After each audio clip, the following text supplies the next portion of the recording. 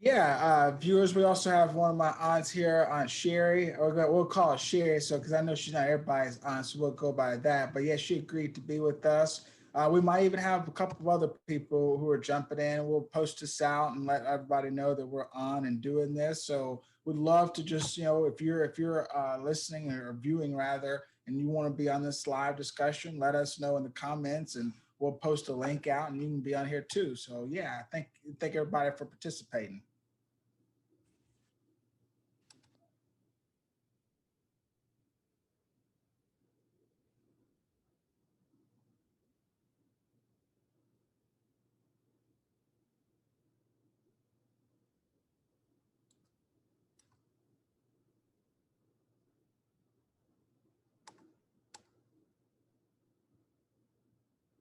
So, I would say for me, my initial reaction, I didn't really like it because as I was, viewing it, I have an 8-year-old niece, and I could, as I watched, I kind of viewed her. So I would definitely say my initial reaction was kind of not okay with it. What about you, and Sherry? What'd you think?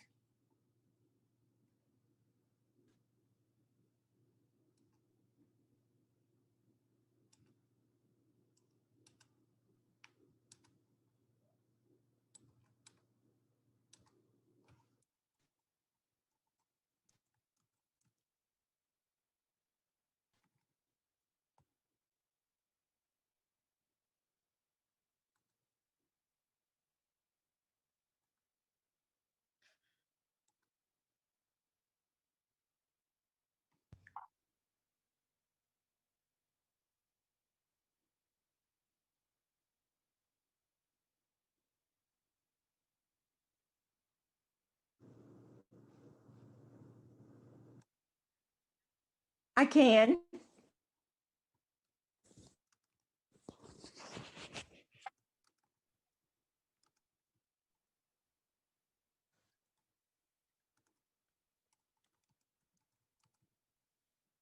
Can you hear me? Okay. I just think that it was very provocative for children, of that age. And I think that so many times I'm often to participate in grown adult stuff.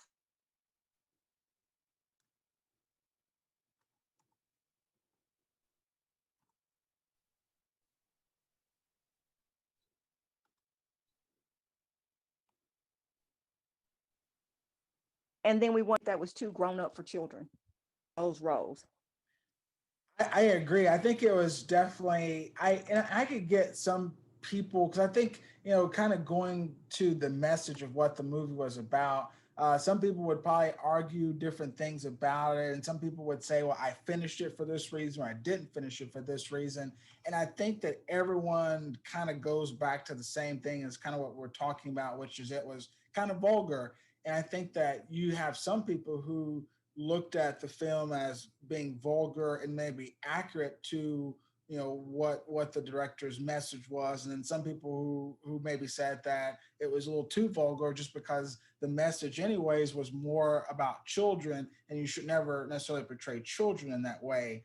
So yeah, I would definitely be on the fence that I will admit, as someone who's going to be moderating the discussion, I did watch through it. I didn't watch all of it, but I did watch through the movie just because I didn't fully appreciate it. So I thought I'm kind of with the other people who thought maybe it was a little bit more controversial than what they should have allowed.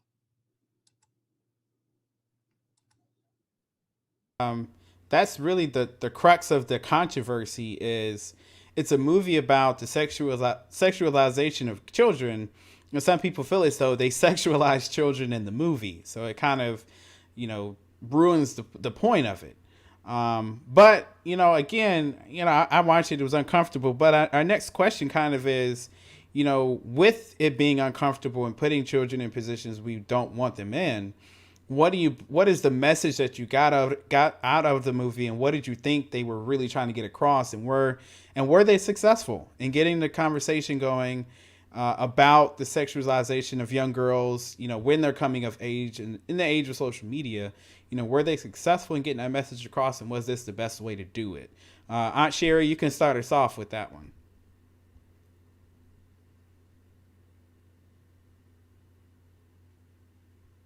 Or Adrian, you can start us off if you want. Yeah. So I guess I'm on the side that was probably against it. I Backslash from definitely the think the movie. message, yeah, it had some merit to it. Yeah, it could have been maybe used to express an opinion saying we need to do something to address this issue.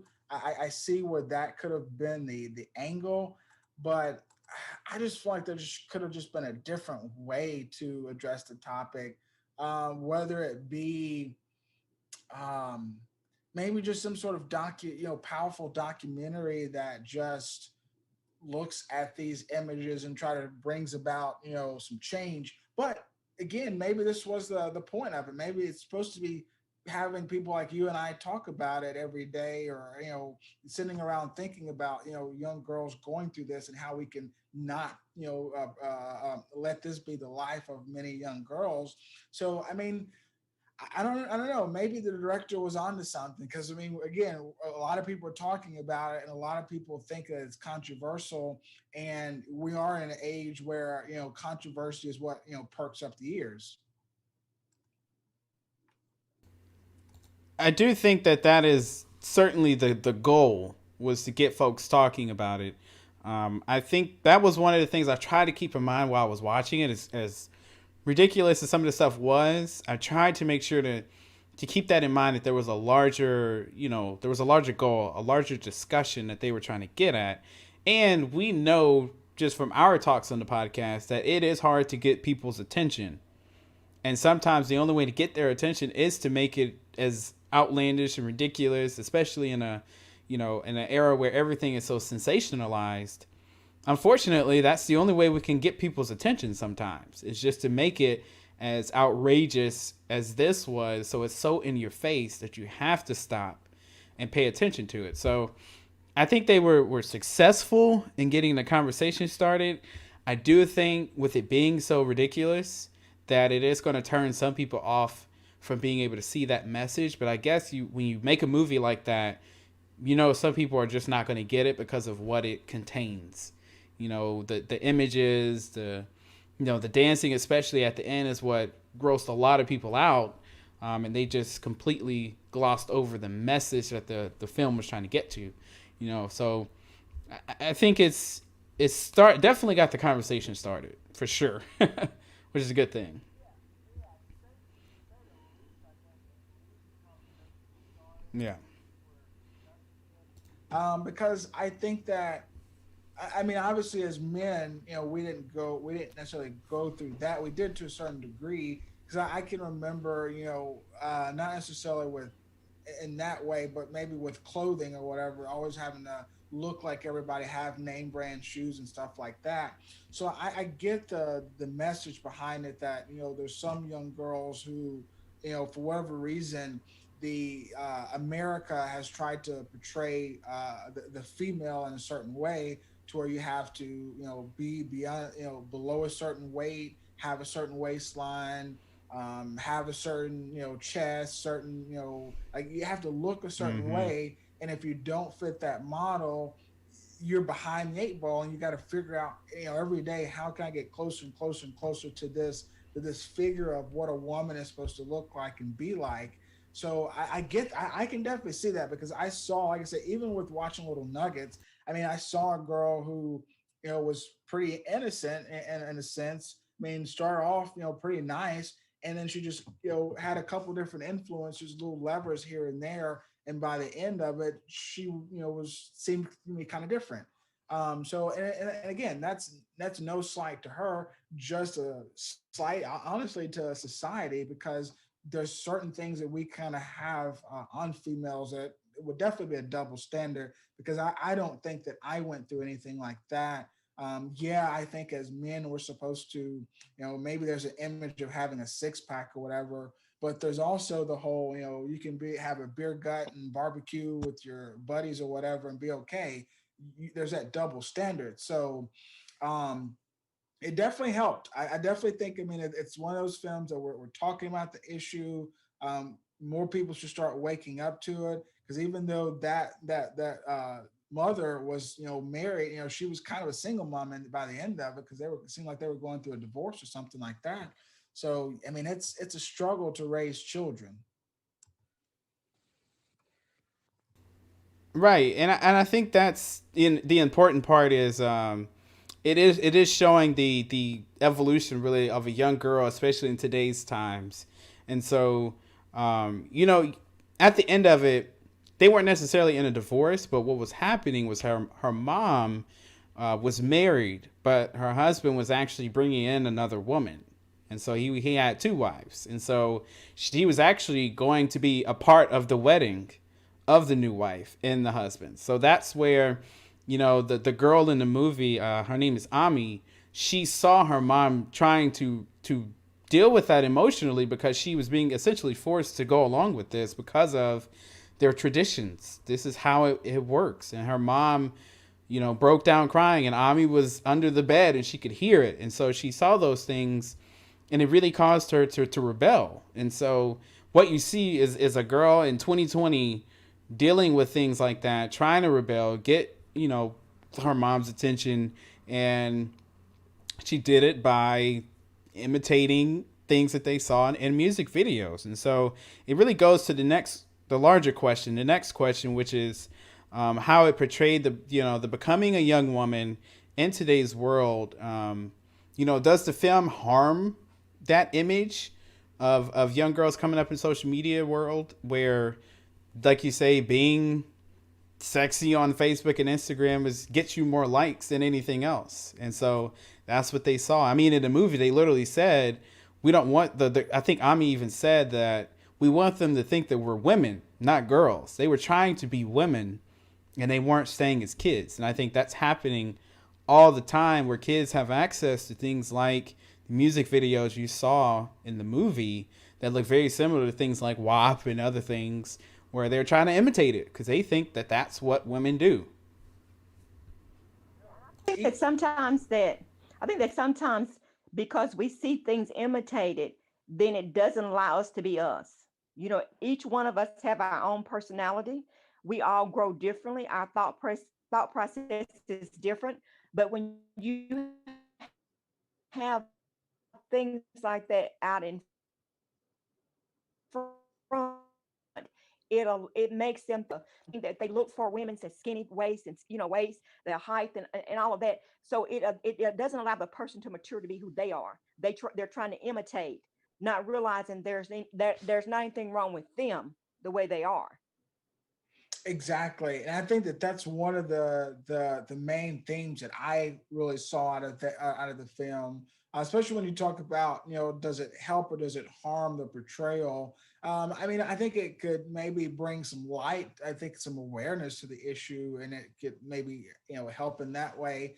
And I also think that it's one of those things to where you maybe even saw a surge of people trying to imitate this video even, or rather this movie even, because again, it's just more ways for people to feed off of the same issue. And I mean, I think I've said this many times. I don't have children yet, but I've said this many times, and I've yet to understand this about parents, particularly younger parents. But I've seen it, and we've all seen it on social media, even where you'll have a child who will be wearing something they shouldn't be wearing, dancing like they shouldn't be dancing, or even saying something they shouldn't be saying. But you'll have parents who will post it on Facebook, share it, retweet it. People will like it, laugh about it, smile about it, encourage it, clap to it. And it's this kind of stuff here. And I mean, it may be just your son, using a bunch of profanity, and you think that that's really funny and cool. But your son could eventually grow up to where he thinks that talking like that is cool, and he loses out on a job, or he blows an interview. Or you may have where your daughter, you encourage her to wear those sorts of things, and then you get upset with her, because she has an unexpected pregnancy, when you've been kind of grooming her, and kind of adorning her to that kind of situation. So I definitely think or hope that it's bringing some awareness to that issue. Because again, I'm not a parent, and again, I know some parents are so proud of their kids that at any moment that their kid is doing something great, that they want people to know about it. But I think that as parents, you gotta, you gotta kind of, play that role as well and help with that. So I'm hopeful that, that there won't be too much imitation out of this. I'm hopeful that if anything, like I said, that the awareness is really going to be the key that's coming out of this film. Because I would imagine that there are a number of girls who are going through this. I mean, there probably are some children who maybe even watch this and maybe they could relate to. I mean, maybe they saw themselves, that they saw themselves trying to, fit in and have that pressure. Again, I don't advocate any child watching it, but it's on Netflix. I mean, there's anybody can have Netflix or whatever.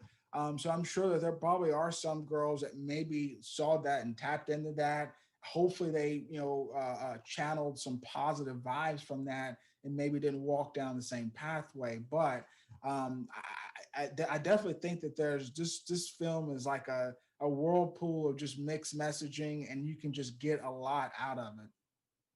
Well, before the COVID-19 started, I had a at our church we have I have a group that's called Who Am I? And it's for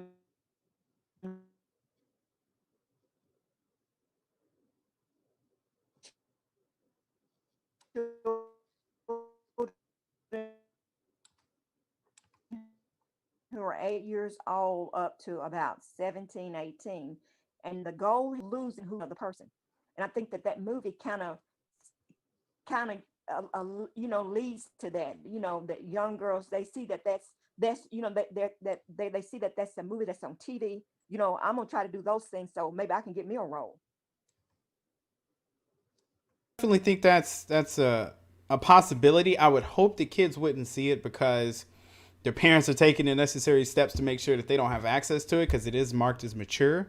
I think that is a larger problem because I don't think society has really reckoned with the fact that kids have access to content that is supposed to be for adults, but oftentimes it gets in the hands of kids because they all have cell phones. And so that is something that didn't happen, say, in the 90s and 80s.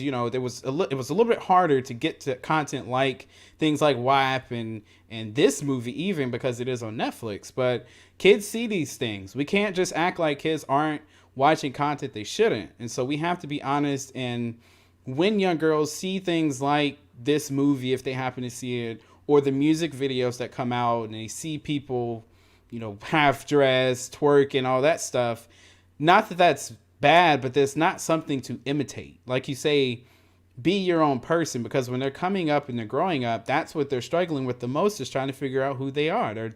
Their bodies are changing, their facial features, everything is changing, and they're trying to figure out where they fit in. And society puts so much pressure on you to be different and do your own thing, but you also want to be accepted by society. And when they look on Twitter and Instagram and Snapchat, the people who are being quote unquote accepted and getting all the praise are doing things like what you saw in Cuties. And so they want to imitate it because they want to be accepted because they have not figured out who they are. So About like our major celebrities, because I mean that's celebrities are, personalities that everyone follows and loves and adores. I mean, most of those are going to be doing a lot of those, sorts of things. You think about music videos, you think about all of those sorts of things. You have so many images of females doing that. You even have the occupant of the White House even, talks about women in such a way like that. So I mean, it's definitely a, which I think will it's going to take us into our next little, or our final little question here. Kind of, what does society or parents need to do to help young girls who see videos like WAP and think that what they have to do is fit into that to be accepted by society? What do you say to those children? If you have kids, what do you do? I think that's really the message. Maybe that's what we should, be going over. What can we do as society? What can parents do? What can we be saying to our children? Because yeah, that's important. I mean, we've got to figure out how do we, speak to our young ones and say, yes, celebrities, yes, people on music videos, models, they have to fit a certain mold because that's what their profession is. But you don't have to do that. You can be whoever you want to be. If you don't, if you want to do this or that, you can do that, but you don't have to do that. I mean, we definitely have to set certain precedents where females don't feel that there's only one model of what society accepts as, this is what you're supposed to look like, think like, talk like, dress like. I think that's where we definitely need to start. Yep, and I think that's an excellent way to start the larger conversation. I think that's what Cuties was trying to get at. Was we need to be honest about what our kids are looking at, what they're watching, but more importantly, understanding that the things that you see on Facebook and Twitter and out of celebrities is not necessarily what you need to be as a person. I think also to we have to I don't have kids, but of course if I had them I would tell them, you have time to become your own person. I think so often I feel like kids they feel the need to at age 10 to figure out who they are and be this imaginary person that society says you need to be accepted. And so let kids be kids. If you see them doing things like you say, if they're making videos cursing, making videos twerking, and they're super young, that is not to be celebrated. That is to be the things that you're doing are for adults. You are not an adult yet. So you need to stay as a child and grow and take your time to become who you are instead of trying to be an adult. There's no rush to getting to adulthood. There's nothing fun about it. The only thing that comes is bills. Like, there's nothing fun about it. But the kids see the rap videos, or not even necessarily rap videos, but just Twitter and things you see on Instagram and TikTok. They see all that stuff and they see what you're looking at. They don't realize it's adult content. They think that's for kids, and that's what other kids do, and they're trying to imitate it. And that's where the problem is coming. We have to really, really be on them and say, look, that's one thing, but that's not real life. You have time, you're in school, become your own person first before you start trying to worry about what society thinks about you. I think that one thing too, as parents, being the mother of seven children and six, we have my husband and I have nine children together, nine grandchildren. I think as parents, we are the best role model that our children could have. And a lot of times we have not come to the bat and took our role as parents. We tend to allow society to raise our children. And society doesn't do a good job raising our children, not as good a job as we can as parents. And I think that so many times we have to set parameters for our children. Like what does an 11-year-old look like being up to 12 o'clock all night watching TV? That's, to me, that's inappropriate. Those children got to go to school. They need their proper rest so that they can comprehend and not be sleepy and tired when they get to school. So I think that as parents, we have to go back to, as my mother would say, the old landmark where parents really raise children and not No, society. no, you are absolutely right. I speak to so many people about that whenever cause I work with a lot of school districts and teachers, and from 20s all the way up to 60s, 70s, and that's definitely the issue. You got to have parents who are engaged. I think that unfortunately, a lot of adults like the stuff to get to having a baby, but when it comes to the actual baby and the rearing of the child, they like I'm sure he said, they would rather leave that up to society to do rather than be engaged. But yeah, all hands on deck. I mean, I always tell people, I mean, I would definitely say most people are not uncharacteristic to where if they don't have good parental support, good influences, they will do the right thing. Like Unsure said, most kids, if mom and dad isn't telling you to go to bed, you're probably gonna stay up watching TV, and you're probably gonna do not as good as you can do in school. That's just kind of how it is. Unfortunately, looks like we got somebody else that's gonna be joining in. Hey, Mike, can you hear? Hey, Mike, can you hear us? I'm telling you, love doing these live sessions, Devin. Got hey, That's which I think we've got another which I don't know if his mic is on here. Let's see. Um, but yeah, back to what I was saying though. That's definitely the issue there. The parents and like I said, and that's why I always do the disclaimer that I don't have kids. I mean, I grew. I'm only 27, so I mean, I can speak very closely to being in that point. And I will admit, my mom wasn't as single parent. I didn't have a dad in the household. My mom wasn't as hands on deck as far as making sure that I went to bed at a certain time or I did my homework. But the difference was the fact that I was driven. I mean, not to brag on me, but I was driven. I mean, I want to be president, so I was really focused on what I was wanting to do. But most kids aren't like that. And like I said, that's not saying anything about me or them. Most kids are playing, running in the streets, doing all kinds of stuff.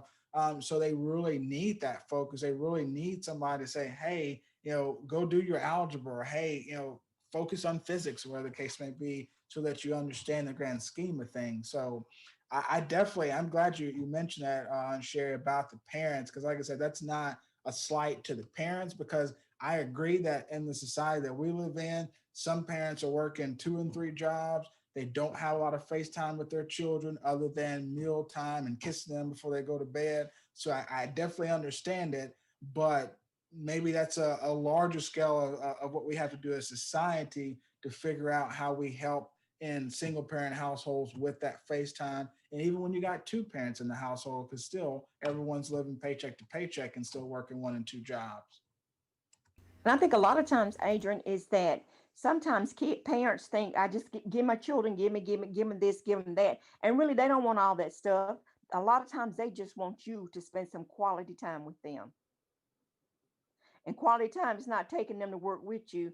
Quality time is where you sit down and it's face to face, one on one time.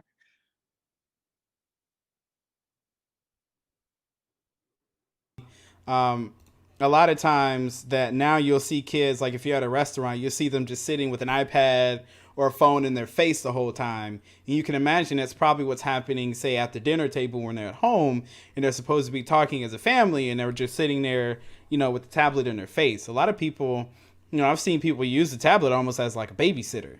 And so, I mean, that's good, but those are moments where you could be, like you say, face to face, telling them that the things that they're watching on those iPads and cell phones is not real life, and that this is what you need to do to become the person that you need to make it in society. You can't go and cash in all those likes and retweets somewhere at a bank. Like that stuff does not leave the platform. That's virtual. That's not real life. And I think so many kids see that and they think that that is the goal. That is not the goal. The goal is for you.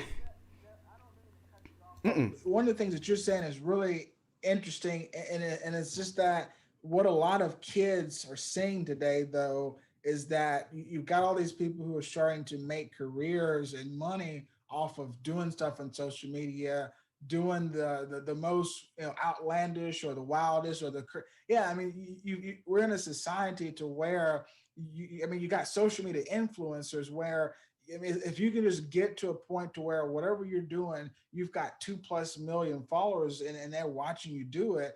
Well, you may have somebody who wants to throw you some money to advertise, and it kind of just reinforces that whole idea that this is what we need to do, this is what we need to be on. So I definitely think that some younger people are picking up on that because I see it on Facebook, Instagram, Twitter, all these people who are living their lives, living their dream because only thing they're having to do is cook, and millions of people are watching them and they're getting a bunch of money for doing it, or they're shaking whatever they got, and they're getting a bunch of money because again people see that, or some makeup art or makeup company likes that, or I don't know. It's one of the things to where I mean, we live in a society to where we got to wake up. I mean, I think Devin and I, with our podcast, we're always preaching that and trying to teach that and educate towards that. Is that we've got to wake up and realize that it's not about you and your household and your children, but it's about community and society as a whole, because that's what it's all about. Yeah, parents are going to have their shortcomings and we have to understand that, but if we as a society can have a good safety net to make up for those parental shortcomings, then things will level out and we'll be okay. But when you live in a world where society is telling kids to grow up and be this, and you got parents who don't have the time to necessarily fight against that, then this is what you have. You have a lot of different chaos in the rearing of our young ones. So yeah, it's a wealth of different dynamics, different levers here, and I think that it's going to take us as a society working towards bringing this together. I think that you also have to remember, Adrian, you were raised in the same household I was raised for a period of time. And it's like our parents, what they said was what they said, and what they said was what they meant. It wasn't like you could go back and ask them 1,000 times, can I do this? No, you didn't go back, because when as parents, they meant what they said. And I think that kids these days, parents will just, they'll just keep knowing on them until they just say, finally, they just give up and say, okay, just go do it. you know, so that kids know how to manipulate their parents now. We didn't have that when we were growing up. We didn't even know what manipulation was. I do think that's a good point, and to kind of go back to as far as the example that's being set by people making money off of social media. I think it goes back to Aunt Sherry's point about society being a poor parent. The companies that are paying those people to make those YouTube videos and those TikTok videos or whatever, they're not worried about the little 11-year-old girl who's watching those videos wanting to imitate it because they know they're making money. Those companies are trying to advertise to get more money and generate more revenue. They're not worried about the after effects of that. And so They want the more money because they're playoffs, not for the kids. They only get a portion of what the real dollars come in. that's exactly, and that they're worried about their bottom line and how they can get their product in front of as many people as possible, not what your child or kid is going to think about it and try to, if they're going to imitate it or try to become an influencer. Not that an influencer is a bad thing, but I think we have to look at them more as the exception to the rule, not the actual rule. Like that is not. I'm not going to say it's not a career, but it isn't. Like you still need to finish school. You still need to, hopefully go off, get you a skill, get you a college degree, whatever it is. You still need to become your own person. And if at some point you become highly popular on Instagram, Twitter, and you decide to monetize it, that's okay. But at age 10, 11, 12, 13, that should not be your career goal to be an influencer on YouTube. You need to be something where you can contribute to society throughout the whole course of your life, not just a flash in the pan, getting some views on YouTube and stuff. I think that's where they're going wrong. You look at the statistics, like people who try to go into the NFL, the MLB, or anything like that. There's such a small fraction of people who make it there. You think about it, how many people are on Facebook, Instagram, and Twitter? I mean, I don't know, probably billions of people. And you think about how many people who are actually getting paid to do those, be social media influencers. Again, a fraction. Just like when you talk about people who are professional athletes or newscasters, there's always such a small number who are doing that. So I hope that people, when they see this, again, I don't know if the ending message of this is that Cuties was good or bad, because it is getting some good conversation started, but it's definitely one of those things that we have to realize that there's a lot of girls who are going through this, and there may even be some guys who are going through this right now as well, where society is trying to portray one thing for them to be. Parents aren't able to combat that, and then we've got a lot of chaos going on. So the issue is real. I mean, it is definitely something that we've got to be tackling. Even people like Devin and I who don't have kids, there are certain things that we can be doing to advocate for policy, trying to advocate for change, doing like we're doing now, talking about the issue, trying to bring more awareness to it. Because until we do that, somebody else is going to come out with another film about this next year, because the problem's going to be intensified. It's going to be even worse. We'll have Cuties Part 2 or whatever, and we don't and we don't need to have that, because this is a problem that if we'll just slow down, we can fix this. If this is a problem that it's not rocket science. I don't think, like I said, I know Deb and I don't have kids, but from the examples that I've seen, raising children, isn't like chemistry where you're adjusting, different, molecules and things. It's just about being there for your children and listening and being observant to them. Yeah, you're going to make some mistakes. Yeah, you may not be there like you need to all the time, but if you're going to be engaged to the process, it's okay. They'll make, they'll make okay, for those little ups and down moments that you do, but you got to be there. I mean, I think beyond everything, you got to be there. Hmm. I would totally agree. So with that, I think we are pretty much out of time. We're at about 45 minutes. So this was a great discussion. Aunt Sherry, we appreciate you joining us for our very first live discussion. We had some hiccups, but we made it through to the end, and it turned out to be a really great conversation. So we're gonna try to bring these type of format shows to you guys. Hopefully, once or twice a month. Pick a topic, and look, if you want to come on, DM us on Facebook, Twitter, Instagram at Black Agenda Pod is where you can find us. You can email us at the Black Agenda Podcast at gmail.com.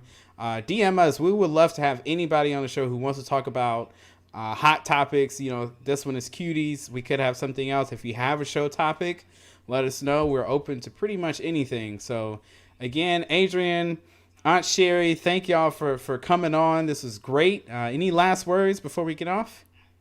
And I think that also, as for that the filmmakers should not just get a slap on the hand. I think that there should be something really happen to them. Just like recently, you know how the NFL football players got uh, they got had to pay a fine. I think that yeah, and and I think that the film directors, they need to not just give them a slap on the hand. It's amazing how you got to be 15 years old to work, but you can be 10 and 11 to have provocative films. Come on now, something wrong with that. That's definitely, yeah, absolutely. That's something a lot of people have struggled with that part of the conversation, because the director is Senegalese and French, and she's a black woman. She tried to make this film because she saw young girls in France doing some of the things that she saw in the movie.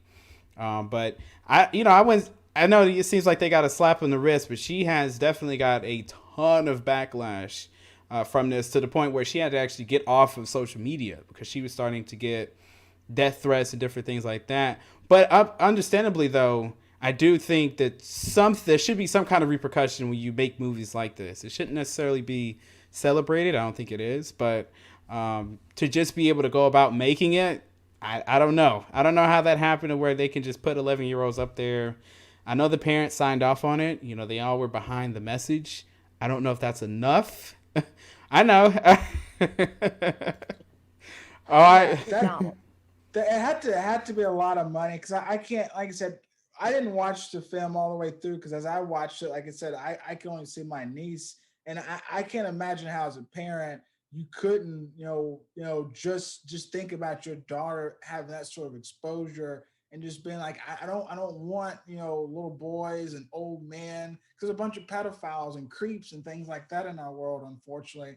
You don't need to have your daughter with that sort of exposure and that sort of attention from Hmm. an early age. You just, I don't know what sort of repercussions should be happening. I'm glad that I definitely don't think that there should be money made off of this film. There should be something more like a documentary nonprofit where all the proceeds go towards some sort of organization that's helping to educate, on this issue or helping to fight this issue. I don't think anybody should be actually profiting from this film. It should all go towards fighting for the cause. So that's my last thoughts on that, and I think on Sherry he just said enough to kind of lead. I think it was interesting. It's always nice to get people who guide our conversation sometimes more than we do, but yeah, viewers, it's been awesome to do this. I'm sure we'll probably be doing some politically driven things because we're getting closer and closer to November. But until next time, just